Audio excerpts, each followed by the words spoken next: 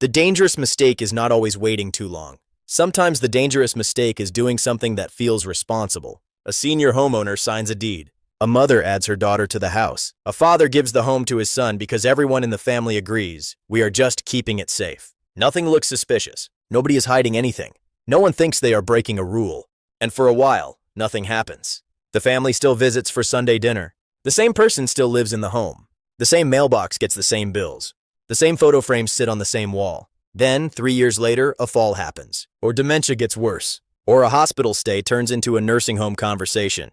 And suddenly, the family applies for Medicaid long-term care help. That is when the question appears. Did you transfer anything in the last 5 years? For many families, this is the moment they realize the home was not protected. It was exposed. Not because the family was careless. Not because they were rich. Not because they were trying to cheat the system. But because Medicaid may look back at certain transfers made before the application, and a home transfer can be one of the most expensive transfers a family ever makes. Here's the part most people misunderstand. Medicaid does not always simply take your house the moment you need care. That is too simple. The real danger is more complicated. The home may create a problem before approval. It may create a penalty period. It may create confusion over ownership. It may affect a spouse. It may trigger estate recovery after death. And in some cases, one signature made years earlier can leave the family with fewer choices right when care is most urgent. This video is not here to scare you into panic. It is here to help you slow down before changing a deed, gifting a house, adding a child's name, or trusting advice that starts with, just put it in their name. Because with Medicaid planning, the mistake often happens quietly, and the bill comes later. If you are over 60, own a home, care for an aging parent, or expect your children to inherit the house one day, this rule matters because the house is usually more than a financial asset. It is where a spouse still lives. It is the place children remember. It may be the only major inheritance a family has. And for many retired Americans, it is the one thing they spent 30 or 40 years trying to pay off. That is why the 5-year Medicaid look-back rule feels so unfair when families first hear about it. They say, wait, this was my home. I worked for it. I paid taxes on it. Why does Medicaid care if I gave it to my daughter? The answer is that Medicaid long-term care is needs-based. It is designed for people who meet strict financial eligibility rules. So, when someone applies for Medicaid help for nursing home care or certain long-term care services, the state may review whether the applicant gave away assets, sold them for less than fair market value, or transferred property in a way that reduced what they owned before applying. That review period is commonly called the look-back period. And in most cases, families hear about it too late. They hear about it when the nursing home bill is already coming. They hear about it after the parent is already medically fragile. They hear about it after the deed has already been recorded. They hear about it after a sibling has already spent money on repairs, taxes, or insurance. And once that happens, the problem is no longer theoretical. It becomes urgent. A daughter may think, but mom gave me the house because I was going to take care of her. A son may say, dad wanted me to have it anyway. A surviving spouse may say, we were just trying to keep the house in the family. Those reasons may be emotionally true. But Medicaid does not usually decide eligibility based on what the family meant at the kitchen table. It looks at paperwork, dates, ownership, value, transfers, and state rules. And that is where families get trapped. They confuse family intention with Medicaid eligibility. They confuse inheritance planning with long-term care planning. They confuse my child is on the deed with the house is safe. Those are not always the same thing. Now, rules vary by state. This is very important. Do not change your deed, give away property, create a trust, or remove someone from ownership based only on a video. Use this as a warning checklist to discuss with a qualified elder law attorney or Medicaid planning professional in your state. But the core lesson is simple. Before you move the home, you need to understand what the move could do if care is needed within 5 years. Let's follow the mistake chain from the beginning. The first link in the chain is usually fear. A senior looks around and realizes the home is the biggest thing they own. Maybe the mortgage is paid off. Maybe the house has gone up in value. Maybe the adult children are saying, Mom, we don't want the state to take the house if you ever need a nursing home. That sentence sounds protective, but it can lead to rushed decisions. Imagine a 74-year-old widow named Elaine. She lives alone in a small ranch home she bought with her husband in the 1,980 seconds. Her husband passed away 7 years ago. Elaine has Social Security, a modest savings account, and the house. Her daughter Lisa helps her with groceries, doctor visits, and bills. One afternoon, someone tells Elaine, you should just put the house in Lisa's name. That way Medicaid can't touch it. Elaine trusts the advice because it sounds logical. If the house is not in her name, she assumes it cannot count against her. So she signs a deed transferring the home to Lisa. The family feels relieved. But the first problem is that relief is not the same as protection. If Elaine applies for Medicaid long-term care within the look-back period, that transfer may be reviewed. If Medicaid decides the house was transferred for less than fair market value, it may create a penalty period. That means Elaine may be otherwise eligible, medically in need and financially low enough, but still face a delay before Medicaid pays for care. This is the part families often do not understand. The penalty does not hurt when the deed is signed. It hurts when care is needed. That is why the mistake feels invisible.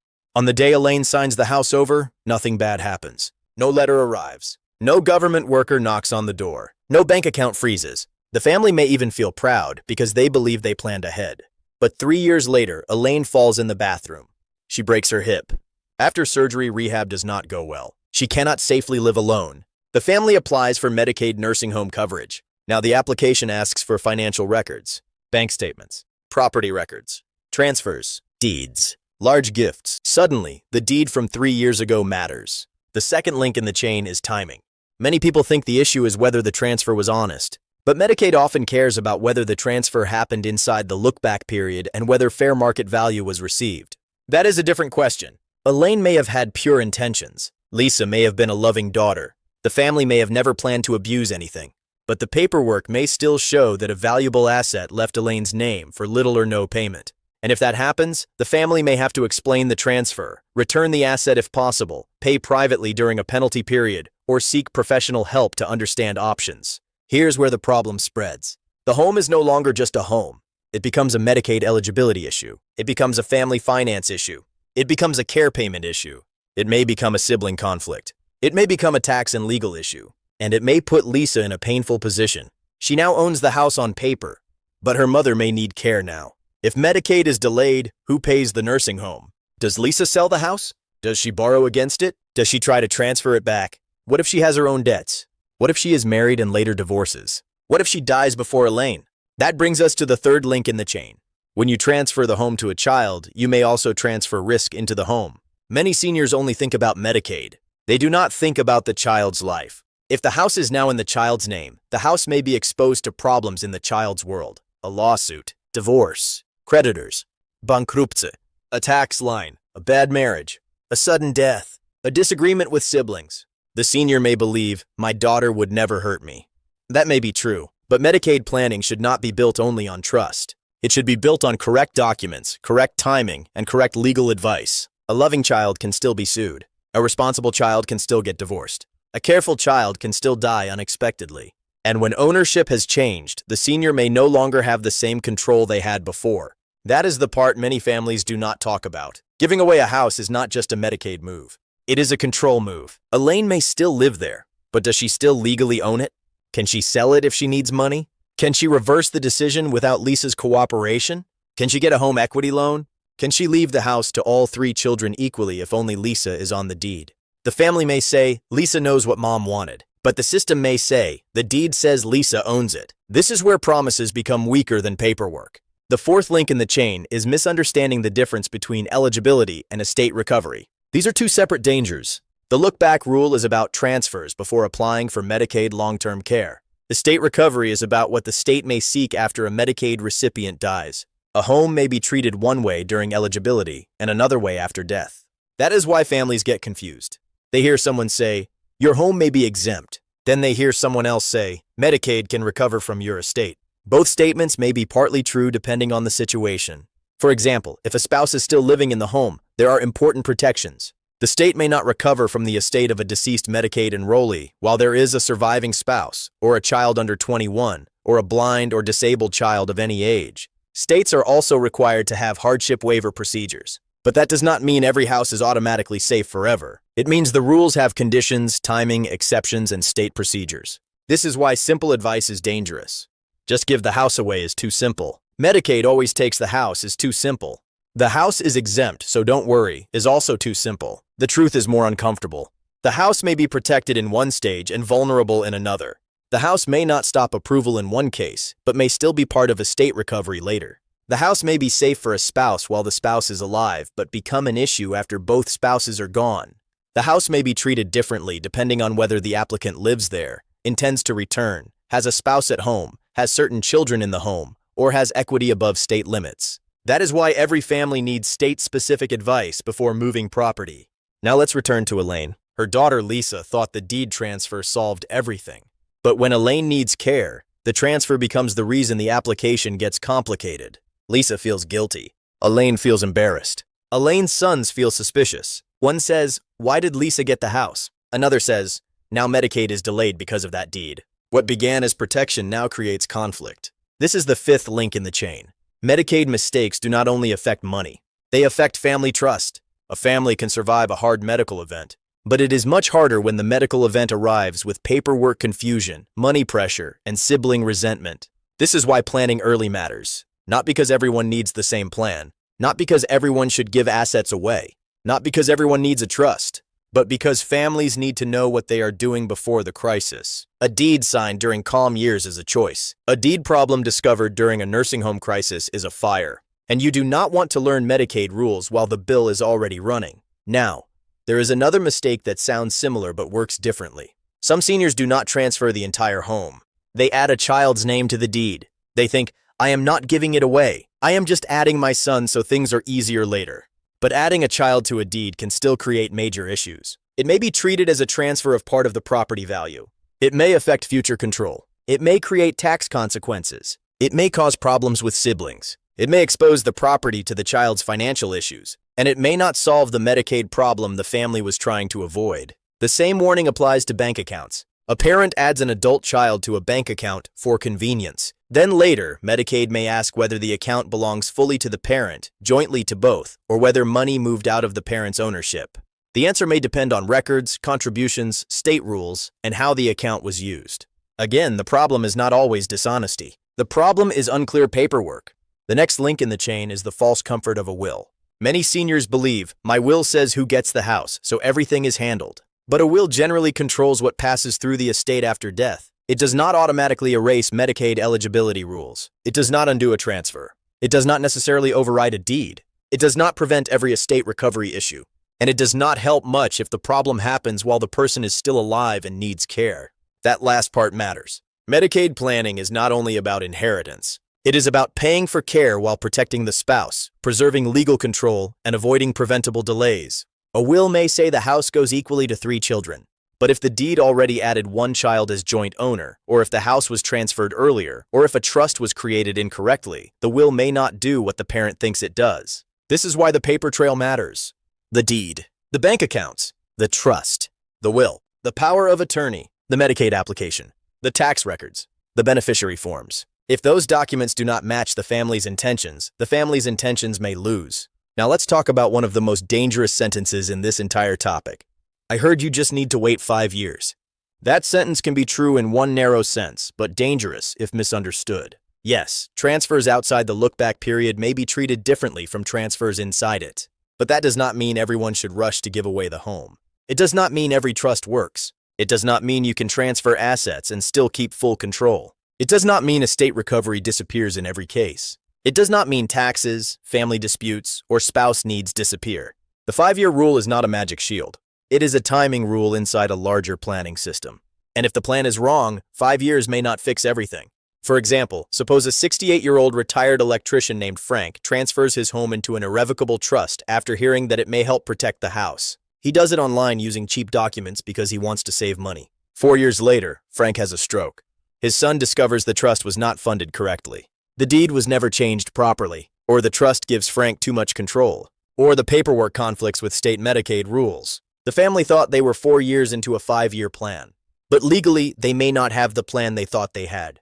That is a painful discovery. The lesson is not that trusts are bad. The lesson is that Medicaid planning documents must be done correctly for the right person in the right state with the right understanding of control, timing, taxes, and family consequences. A trust that works for one family may be wrong for another. A deed strategy that works in one state may backfire in another. A transfer that seems smart for a single widow may be harmful for a married couple where the spouse still needs security. That brings us to the spouse. If you are married, the biggest mistake may be thinking only about protecting the house for the children. Before the children inherit anything, the healthy spouse may need a place to live, income to survive, and enough resources to avoid being financially destroyed by the other spouse's care needs. Medicaid has spousal impoverishment protections because nursing home care can rapidly drain a couple's savings. These rules are meant to prevent the spouse at home from being left with nothing. But again, the exact numbers and details can vary. So, if a married couple rushes to transfer the house to children, they may accidentally make life harder for the spouse who remains at home. The correct question is not simply, how do we keep the house away from Medicaid? The better question is, how do we protect care, spouse, home, legal control, and family stability under our state's rules? That question leads to better planning. It also slows people down before they sign away the biggest asset they own. Here is the good news. A Medicaid lookback problem is not something you have to face blindly. The safest first step is not panic. The safest first step is organization.